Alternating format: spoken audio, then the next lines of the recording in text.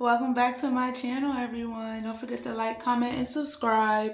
In today's video, I'm going to be showing you how I achieved my jumbo traditional box braids with knotless in the front. My hair is already blown out, shampooed, conditioned, the whole thing. I did use the Royal Oils by Head & Shoulders collection to wash my hair. It's actually very good. It's the scalp care shampoo and conditioner, sulfate free, and I love the scalp cream, which I do show y'all me putting on my head. This is my second time using it. It's amazing. If y'all want me to keep you posted on like if it works again this time with me using it, I'll let you know.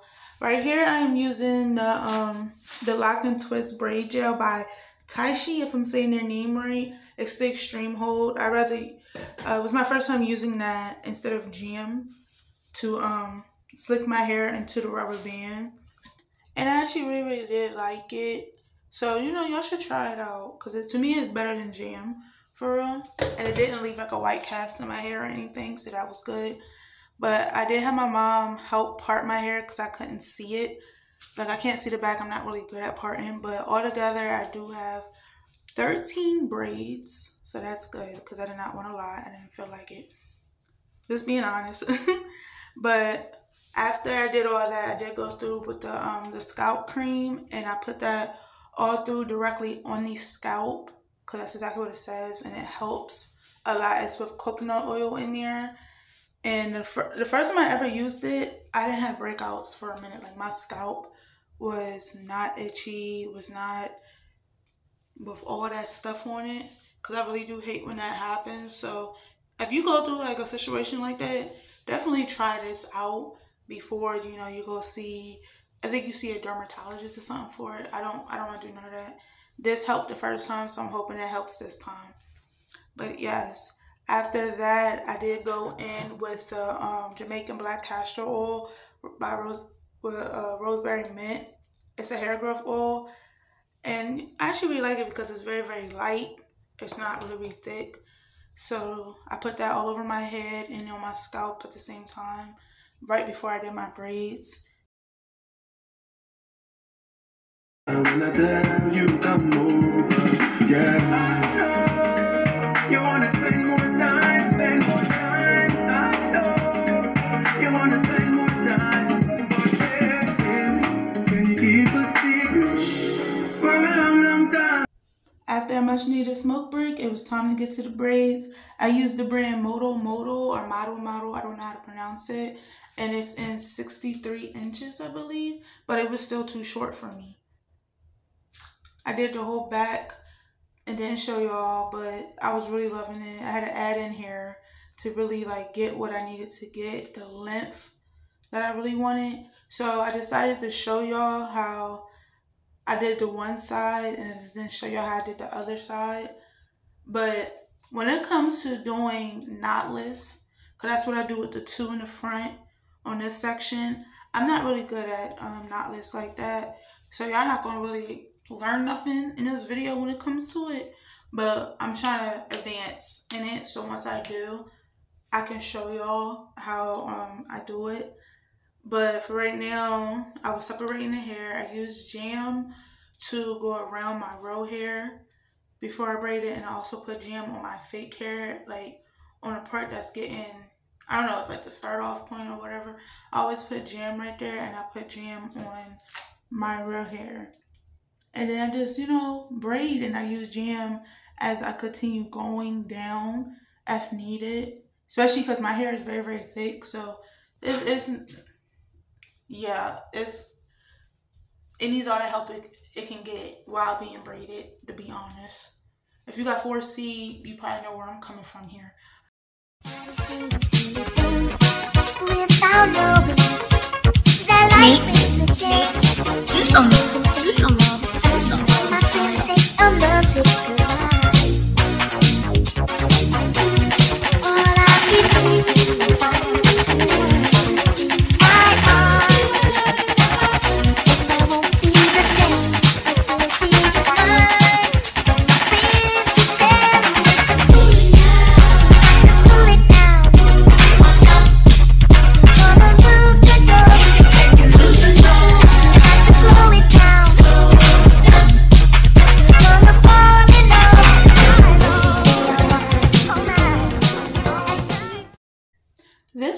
here, it did irritate me a little bit because you can see I had to retake it back out. It was not trying to work for me.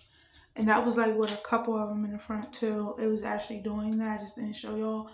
But that right there, it was making me kind of mad. But I eventually did get it. So y'all can see, like, I still need to learn more, like, on how to do like a smooth, like, add in when it comes to knotless. I don't really know how to do it. And then add it in here by itself anyway. I'm really not that good at it also. So I'm like, still learning. I'm learning with everything. Like, my next goal is to do cornrows because I'm not good with cornrowing hair. And yes, I know I'm black. I should know how to do that. But if I had to say my percentile with it, out of 10, I'm a 4. So hair is completely done. I love them. I like how big they are.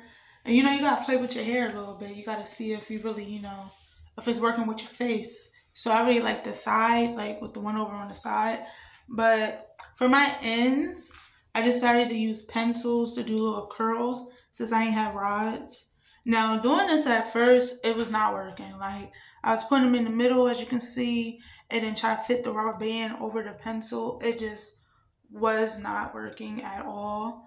But I did eventually get the hang of it, that I had to do it on the ends, like more by like the sharpened part of the pencil itself, so I can be able to wrap the rubber band without it like breaking, and I can get like a tight curl with it versus it being in the middle, if that makes sense.